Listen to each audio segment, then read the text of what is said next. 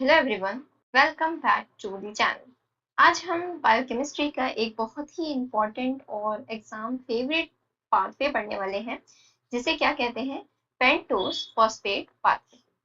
Okay, क्या कह रहे हैं हम? पेंटोस फॉस्फेट पाथवे, जिसे हम पीपीपी भी कहते हैं। पेंटोस फॉस्फेट पाथवे, जिसे हम एक और नाम से जानते हैं, जिसे कहते हैं hexose monophosphate shunt, okay, HMP pathway. इसे हम और क्या कहते हैं? HMP pathway.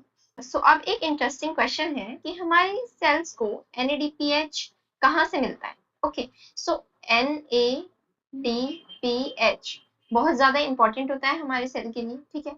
अगर से ये ही ना हो तो आरबीसी का जो प्रोडक्शन होता है उसमें दिक्कत हो सकती है, ठीक है। लैक्टेटिंग जो मेमोरी ग्लैंड होती है वहां पे हाई नीड की जरूरत होती है NADPH की।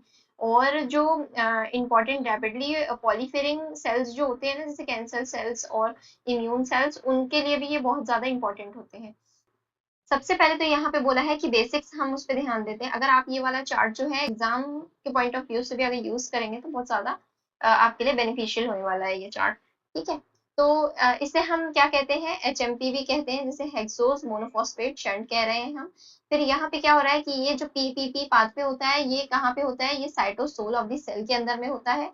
फिर ये जो हाईली एक्टिव होता है किसमें? लिवर सेल्स में, एडिपोज टिश्यूज में, adrenal cortex and lactating mammary glands के अंदर में होता है, ठीक है। और और रेड ब्लड सेल्स के लिए बहुत ज्यादा ये इंपॉर्टेंट होता है, ये हाईली एक्टिव होता है। जैसे कि हमारे पास में ये रेड ब्लड सेल है, ठीक है। ये है रेड ब्लड सेल्स। अब अगर हम इसको जूम करके देखें, इसको जब हम जूम करके देखते हैं ना, तो यहाँ पे क्या होता है कि यहाँ पे पीपीपी पाथवे चल रहा होता है, अंदर में पीपीपी पाथवे चल रहा है, ठीक है। अब पीपीपी पाथवे जो होता है हेक्सोस मोनोफॉस्फेट शंट और दी पेंटोस फॉस्फेट पाथवे। तो अब इस पाथवे को हम ओवरऑल स्टडी करेंगे, ठीक है। तो पहले देख लेते हैं कि इस पाथवे के अंदर में दो फेजेस होते हैं। ये क्या है? ये दो फेजेस हैं। ये दो फेजेस होते हैं। पहला है ऑक्सीडेटिव, जो कि इरिवर्सिबल फेज होता है, और एक होता है नॉन ऑक्सीडेटिव, जो कि रिवर्सिबल फेज होता है। ऑक्सीडेटिव में क्या होता है? इरिवर्सिबल होता है, मतलब कि जो पाथवे यहाँ से जो स्टार्ट हुआ वो दोबारा बैक नहीं आ सकता, ठीक है, अपने प्रीवियस प्रोडक्ट के अंदर, प्रीवियस सबस्ट्रेट में, ठीक है। सो नाउ हियर सबसे पहले ग्लूकोज 6 फॉस्फेट से ये पाथवे स्टार्ट होता है। अब हमें पता है ग्लूकोज 6 फॉस्फेट कहाँ से आया, है ना? ग्लाइकोलिसिस के अंदर में ग्लूकोज से ग्लूकोज 6 फॉस्फेट बनता है ना? तो अब यही ग्लूकोज 6 फॉस्फेट जो है ये पेंटोस फॉस्फेट पाथवे का सबसे फर्स्ट क्या होता है? प्रोडक्ट होता है एक तरीके से, ठीक है। तो यहाँ पे ग्लूकोज 6 फॉस्फेट जो है, मतलब 6 कार्बन पे क्या लगा है? फॉस्फेट ग्रुप अटैच्ड है, इसलिए ये ग्लूकोज 6 फॉस्फेट है। फिर ग्लूकोज 6 फॉस्फेट जो है ये एक एंजाइम लगती है यहाँ पे, ग्लूकोज 6 फॉस्फेट डिहाइड्रोजिनेज, ठीक है। अब ये एंजाइम के रहते में जो NADP जो NADP पॉजिटिव होता है सेल के अंदर में ऑलरेडी प्रेजेंट, वो NADPH में कन्वर्ट हो जाता है by the help of the glucose 6 phosphate dehydrogenase enzyme. फिर वो क्या बन जाता है? ग्लूकोज 6 फॉस्फो ग्लूकोनो लैक्टोन, ठीक है। ग्लूकोज 6 फॉस्फो ग्लूकोनो लैक्टोन बन जाता है। तो ये होता है 6 कार्बन, ये भी 6 कार्बन, ये भी 6 कार्बन का है। फिर उसके बाद में क्या हो रहा है? यहाँ पे वाटर मॉलिक्यूल को हमने ऐड करवाना है इस प्रोसेस में। तो यहाँ जो एंजाइम होगी, ओके, नाउ है ये फर्स्ट हो गया, ये सेकंड हो गया। तो यहाँ पे 6 फॉस्फो ग्लूकोनो लैक्टेनेज एंजाइम हमारी लगती है, तो 6 फॉस्फो ग्लूकोनो लैक्टोन बन जाता है, ये भी 6 कार्बन का है।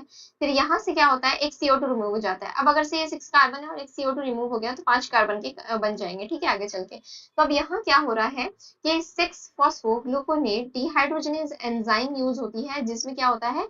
डिहाइड्रोजनेज एंजाइम यूज हो रही है, इसलिए NADP जो है NADPH में कन्वर्ट हो रहा है, फर्स्ट वाली में भी और थर्ड वाले में भी। NADP पॉजिटिव जो था वो NADPH के अंदर में कन्वर्ट हो गया। तो हमें इस पाथवे से चाहिए क्या थे? सिर्फ सिर्फ जो मेन चीज हमें चाहिए वो क्या चाहिए? NADPH ही चाहिए, ठीक है। यही हमें चाहिए था, जो हमें मिल गया। ये एक मिल गया, ये दूसरा भी मिल गया, है ना? तो यही चाहिए था। फिर अब यहाँ पे क्या हो रहा है कि राइबुलोज 5 फॉस्फेट बन गया। अब ये शुगर बहुत इंपॉर्टेंट होती है इस पाथवे के लिए, ठीक है। राइबुलोज 5 फॉस्फेट है। अब ये जो इंपॉर्टेंट शुगर होती है, देखो स्टार्ट कहाँ से हुआ, ग्लूकोज 6 फॉस्फेट से। एक ये बहुत इंपॉर्टेंट है, दूसरा ये राइबुलोज 5 फॉस्फेट बहुत ज्यादा इंपॉर्टेंट होता है, क्योंकि इसी से नॉन ऑक्सीडेटिव फेज जो होता है इसका स्टार्ट होता है, ठीक है। ये क्या है, नॉन ऑक्सीडेटिव फेज है सेकंड वाला, जो कि क्या होता है, इरिवर्सिबल है। और ये ऊपर वाला जो हमने अभी डिस्कस किया ये ऑक्सीडेटिव फेज था, ठीक है। अब नॉन ऑक्सीडेटिव फेज में क्या होता है, यही जो राइबुलोज 5 फॉस्फेट जो है ये डायरेक्टली कन्वर्ट होगा, ये है ना राइबुलोज 5 फॉस्फेट। अब ये 5 कार्बन का है, तो अब हम इसे कन्वर्ट करेंगे किसमें, राइबोस 5 फॉस्फेट, जो कि 5 कार्बन का ही होता है, और ये जाइलोस 5 फॉस्फेट, ठीक है। अब ये जो राइबुलोज 5 फॉस्फेट है, ये राइबोस 5 फॉस्फेट में भी कन्वर्ट होगा और ज़ैलूलोज 5 फॉस्फेट में भी कन्वर्ट होगा। अब ये जो ये भी 5 कार्बन का है और ये भी 5 कार्बन का है, ठीक है। तो अब ये दोनों 5-5 कार्बन के जो होते हैं ये एक दूसरे के आइसोमर हुए, है ना, क्योंकि सेम कार्बन एटम्स हैं तो आइसोमर्स हैं। आइसोमर ये जो स्ट्रक्चर होगा ये बिल्कुल सेम टू सेम होगा एक दूसरे के। राइबोस 5 फॉस्फेट जो है ना ये बहुत इंपॉर्टेंट है। ये किसके लिए यूज हो रहा है, ये न्यूक्लियोटाइड की सिंथेसिस करता है, ठीक है। क्या कर रहा है ये, न्यूक्लियोटाइड की सिंथेसिस कर रहा है।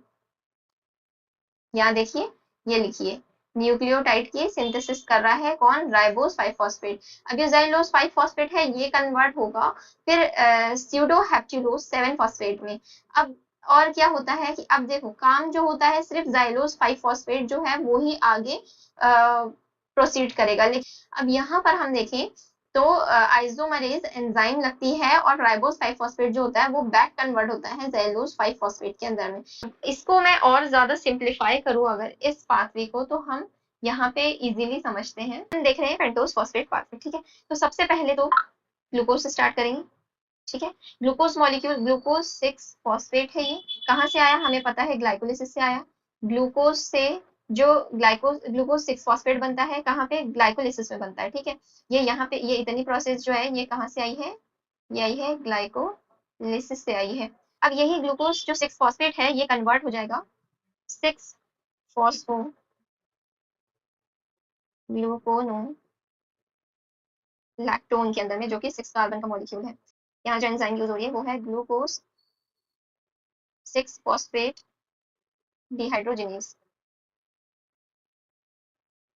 ठीक है। और यहाँ पे जो एक NADP पॉजिटिव था वो NADPH में कन्वर्ट हुआ। अब यही हमें चाहिए था, ठीक है, यही हमें चाहिए था, मेन चीज तो हमारे लिए यही थी, है ना, यही मेन चीज चाहिए थी हमें, तो ये एक मिल गई। अब जो है, अब ये जो ग्लूकोज 6 फॉस्फो ग्लूकोनेट था, अब हम इसे कन्वर्ट करते हैं 6 फॉस्फो ग्लूकोनेट, ठीक है। 6 फॉस्फोग्लूकोनेट में हो गया, ये भी कितने कार्बन का है, 6 कार्बन का है ये भी, ठीक है।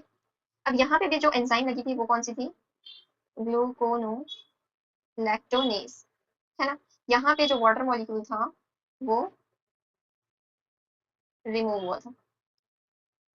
अब हम आगे थर्ड था, ठीक है, ये क्या है, ये फर्स्ट है, ये वाला हो गया सेकंड, है ना।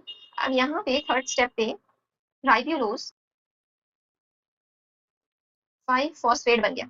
अब ये राइबुलोज 5 फॉस्फेट बना है तो यहाँ से क्या है, CO2 रिमूव हुआ है, क्यों, क्योंकि ये 5 कार्बन का आइटम है ना। एक CO2 तो रिमूव हुआ है और बेनिफिट क्या होगा यहाँ पर, एक और NADH बन जाएगा, ठीक है। NADP पॉजिटिव से क्या बन गया, NADPH बन गया, ठीक है। अब यहाँ जो एंजाइम हमें यूज हुई है वो एंजाइम है phospho glucono 6 phospho gluconate dehydrogenase, ठीक है। ये थर्ड स्टेप हो गई। अब हम और आगे चलते हैं, तो अब ये पाथवे जो है ये कन्वर्ट होगा इनटू 2 के अंदर में। अब ये जो होगा कन्वर्ट, ये हो जाएगा राइबुलोज 5 फॉस्फेट में और जाइल्यूलोज 5 फॉस्फेट, ठीक है, ये दो में कन्वर्ट हो गया। अब यही दो जो है ये कौन सी एंजाइम से बने हैं ये हम देखते हैं। अब ये जो है ना ये बना है राइबोस 5 फॉस्फेट आइसोमेरेज से, ठीक है, क्योंकि ये राइबुलोज 5 फॉस्फेट है और ये राइबोस बेटा वाई,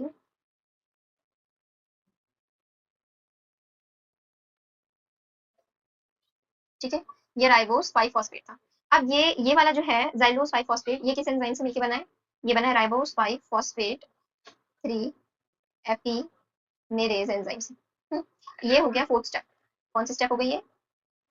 फोर्थ स्टेप हो गई। ठीक है, अब ये जो राइबोलोज है ये और ये जो जाइलोज है, ये दोनों कन्वर्ट हो जाएंगे इनटू ग्लाइसेरल्डिहाइड 3 फॉस्फेट में, और क्या होगा? स्यूडो हेप्टुलोज।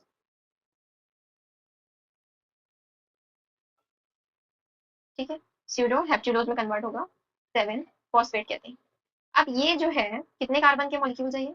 ये वाला हो गया ग्लिसरॉल्डिहाइड 3 फॉस्फेट, तो 3 कार्बन का है, और स्यूडो हेप्टुलोज जो है ये 7 कार्बन का है। तो जब ये वाला जो राइबोलोज 5 फॉस्फेट है, जाइलोज 5 फॉस्फेट है, जब दोनों 5-5 मिलेंगे तो मिलके 10 मॉलिक्यूल यहाँ पे कितने आ गए? 10 कार्बन आ गए। तो यही 10 कार्बन जो है 3 इधर हो जाएगा और 7 इधर जाएगा, ये 7 इधर गया और 3 इधर आ गया। ठीक है, यहाँ जो एंजाइम यूज हुई थी वो एंजाइम कौन सी होगी? ट्रांस कीटोलेज। कौन सी एंजाइम है यहाँ? ट्रांस कीटोलेज। ट्रांस कीटोलेज एंजाइम यूज हो गई। फिर उसके बाद में जो ग्लिसरॉल्डिहाइड और सीटोहेप्टेनोज होते हैं ना, वो डायरेक्टली कन्वर्ट हो जाते हैं फ्रुक्टोज 6 फॉस्फेट के अंदर में। और अब ये दोनों मिलकर क्या बनाएंगे? फ्रुक्टोज 6 फॉस्फेट, जो कि चला जाएगा कहाँ? ग्लाइकोलाइसिस में। 6 कार्बन का होगा। हियरथ्रोज 4 फॉस्फेट, ठीक है, और जाइल्यूलोज 5 फॉस्फेट। ठीक है, अब क्या होगा? अब ये तो चला जाएगा ग्लाइकोलाइसिस में। ठीक है, ये जाएगा मॉलिक्यूल ग्लाइकोलाइसिस में। ठीक है, डायरेक्टली ग्लाइकोलाइसिस को ज्वाइन कर जाएगा। कौन? सिर्फ फ्रुक्टोज 6 फॉस्फेट। अब जो हियरथ्रोज 4 फॉस्फेट बचा है और जो जाइलोज 5 फॉस्फेट जो बचे हैं, जाइलोज 5 फॉस्फेट था, अब ये कन्वर्ट होगा,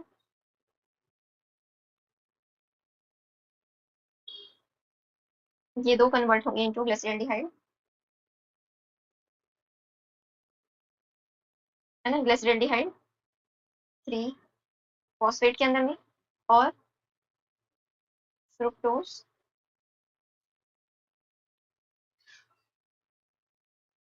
6 फॉस्फेट में।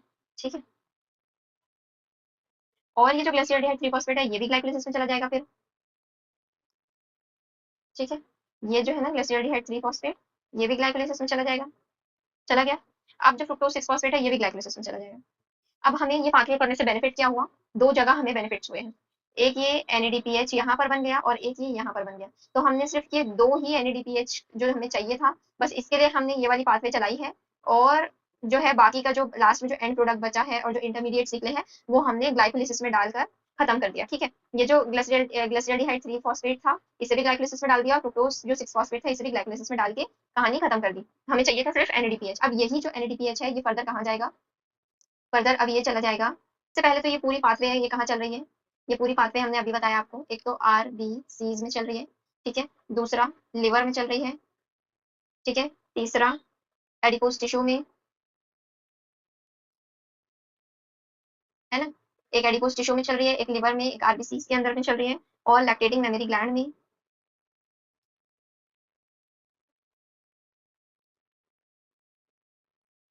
ठीक है, लैक्टेटिंग मेमोरी ग्लैंड में चल रही है। और और ये सारा कुछ जो हो रहा है, अब जैसे RBC के सेल के अंदर में हो रही है तो सेल के भी न्यूक्लियस में नहीं हो रही है, साइटोसोल में हो रही है। कहाँ हो रही है? साइटोसोल्स में, है ना। जैसे अब लैक्टेटिंग मेमोरी ग्लैंड है, ठीक है, ग्लैंड किससे बना है? बहुत सारी सेल से बना है। ये क्या है? बहुत सारी सेल्स हैं। अब अगर इस सेल को हम अगर जूम करके देखेंगे, ठीक है, ये एक सेल है, ठीक है, ये वाली जूम करके देख लिया तो इसके पास न्यूक्लियस होगा, ठीक है, न्यूक्लियस तो होगा ही होगा, है ना। ये कौन है?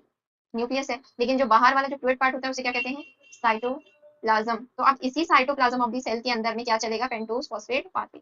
तो ये जो पाथवे हमने अभी डिस्कस किया है ये पूरा पाथवे कहाँ चल रहा है? ये चल रहा है इन सेल्स के साइटोप्लाज्म के अंदर में, ये आपको ध्यान में रखना है।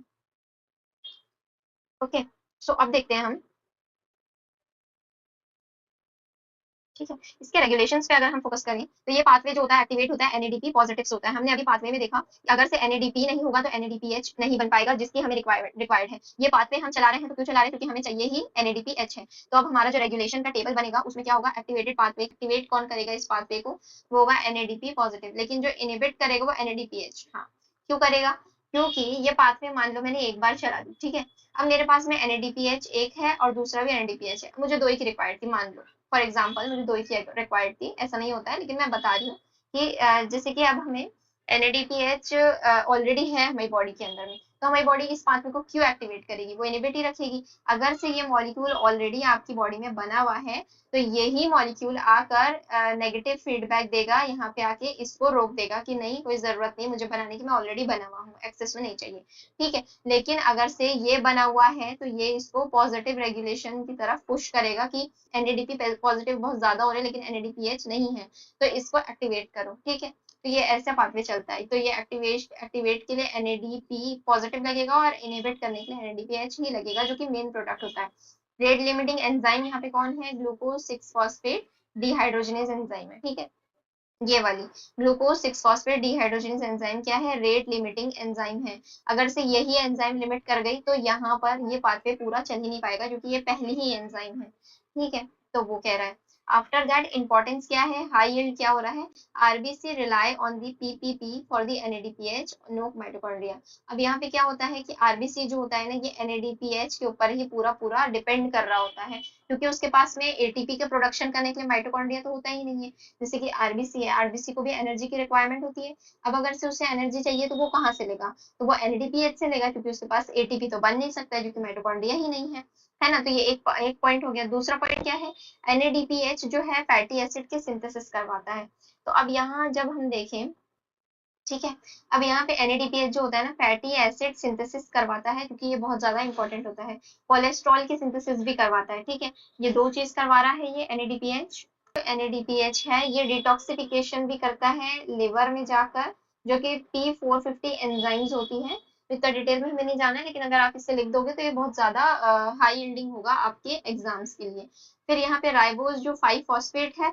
अब जो राइबोज 5 फॉस्फेट हमने देखा था, अभी बताती हूँ मैं, हाँ, ठीक है। यहाँ पे कहाँ देखा था, राइबोज, ये राइबोज 5 फॉस्फेट, मैंने बोला था ये न्यूक्लियोटाइड की सिंथेसिस के लिए चला जाता है, ठीक है। न्यूक्लियोटाइड की सिंथेसिस के लिए भी चला जाता है और आगे फर्दर प्रोसेस भी करता है। अब यही जो न्यूक्लियोटाइड की क्या करेगा, ये न्यूक्लियोटाइड सिंथेसिस। अब बताओ न्यूक्लियोटाइड कौन है, DNA, RNA, ठीक है, एडेनाइन, थाइमीन।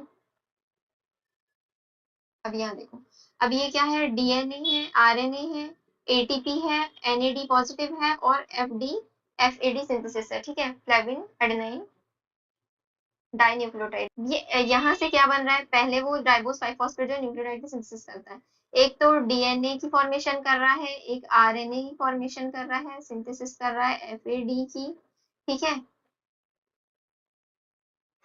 ये राइबोस 5 फॉस्फेट अब जो है यही और क्या कर रहा होता है, ये एटीपी का प्रोडक्शन भी करवा रहा है, जहां पे एटीपी नहीं मिल रहा है वहां पे ये जाके एटीपी का प्रोडक्शन करवाता है। तो इसका ये पाथवे का ऐसा मेन रोल ये होता है। जो ग्लूकोज 6 फॉस्फेट है ना, वो ऑक्सीडाइज हो रहा है, मेक दी NADH। सबसे पहली स्टेप में ही देखो ग्लूकोज 6 फॉस्फेट ऑक्सीडाइज होता है और पहले ही वो NADPH बना लेता है, और ribulose is rearrange make the ribose. अब यहीं पे जो राइब्यूलोज, ये जो लास्ट प्रोडक्ट था ऑक्सीडेटिव का, तो ये नॉन ऑक्सीडेटिव में जब आया तो ये पहला प्रोडक्ट है, लेकिन ये क्या कर रहा है, ये मेन रीअरेंज करके क्या बना के दे रहा है, हमें राइबोज बना के दे रहा है ना। ये जो है ना राइब्यूलोज 5 फॉस्फेट रीअरेंज हो रहा है और राइबोज बना के दे रहा है, जो कि न्यूक्लियोटाइड की सिंथेसिस के लिए हमारे लिए फर्दर काम आता है। फिर अगर से हम देखें यहाँ पे इसका फंक्शन क्या होता है, NADPH का प्रोडक्शन हो रहा है, ठीक है। ये रिड्यूस करता है पावर ऑफ बायोसिंथेसिस की, ठीक है, रिड्यूसिंग पावर ऑफ बायोसिंथेसिस है, मेंटेन करता है, रिड्यूस करके रखता है ग्लूटाथायोन को, GSH हार्मोन जो होता है उसके लिए। अब जो प्रोटेक्ट करता है अगेंस्ट ऑक्सीडेटिव स्ट्रेस। अब जो बॉडी में ऑक्सीडेटिव स्ट्रेस होता है उसके अगेंस्ट में ये पाथवे जो होता है ना, इसमें जो NADPH होता है प्रोड्यूस हो रहा है, वो हमें प्रोटेक्ट करके रखता है। राइबोस 5 फॉस्फेट का प्रोडक्शन अगर हो रहा है तो किस लिए हो रहा है, न्यूक्लियोटाइड की सिंथेसिस और न्यूक्लिक एसिड की सिंथेसिस के लिए हो रहा है। न्यूक्लिक एसिड बोले तो कौन, DNA RNA, ठीक है, RNA और DNA। न्यूक्लियोटाइड बोले तो कौन होता है, ATGC। इससे जो हमें लास्ट प्रोडक्ट मिला वो क्या मिला, राइब्यूलोज 5 फॉस्फेट मिला, ठीक है, ये है राइब्यूलोज 5 फॉस्फेट, इससे ही फर्दर प्रोसेस हुई है। फिर उसके बाद में CO2 रिमूव हुआ है, हाँ बिल्कुल हुआ है, CO2 रिमूव नहीं होगा अगर तो 5 कार्बन में कन्वर्ट ही नहीं होगा, ये है हमारा CO2, ठीक है। जो बेनिफिट है वो देख रहे हैं ओवरऑल रिएक्शन में। और दो हमें NADPH NADP जो है वो कन्वर्ट हुआ है NADPH के अंदर में, देखो ग्लूकोज 6 फॉस्फेट राइबोलोज 5 फॉस्फेट में कन्वर्ट हुआ, NADP पॉजिटिव जो था वो दो NADPH में कन्वर्ट हो गया, और जो वाटर मॉलिक्यूल था वो दो हाइड्रोजन मॉलिक्यूल मतलब प्रोटॉन्स में कन्वर्ट हो गया। की एंजाइम्स उसमें हम देखें ऑक्सीडेटिव फेस के लिए, तो हमने अभी डिस्कस करी है ग्लूकोज 6 फॉस्फेट डिहाइड्रोजनेज जो पहली वाली एंजाइम होती है वो है रेट लिमिटिंग एंजाइम, और 6 फॉस्फोग्लूकोनोलैक्टोनेज एंजाइम जो है ये सेकंड वाली एंजाइम है, और ये 6 फॉस्फोग्लूकोनेट डिहाइड्रोजनेज थर्ड वाली एंजाइम है। तो फर्स्ट और थर्ड के अंदर में क्या बना है, NADPH, ये ध्यान में रखना, ये चीज जो है नीट में भी और ये या CSIR नेट गेट जैसे एग्जाम्स में भी पूछा जाता है कि किस वाली स्टेप में NADPH का प्रोडक्शन हुआ है। अब यहाँ पे जो clinical exam point of view से अगर हम देखें तो ड्रग की टॉक्सिसिटी जो होती है ना, जैसे कि सल्फर ड्रग और प्राइमेक्यून, ठीक है, और ये वाले जो ड्रग होते हैं ये ट्रिगर करते हैं हिमोलाइसिस इन दी ग्लूकोज 6 फॉस्फेट की डेफिशिएंसीज को।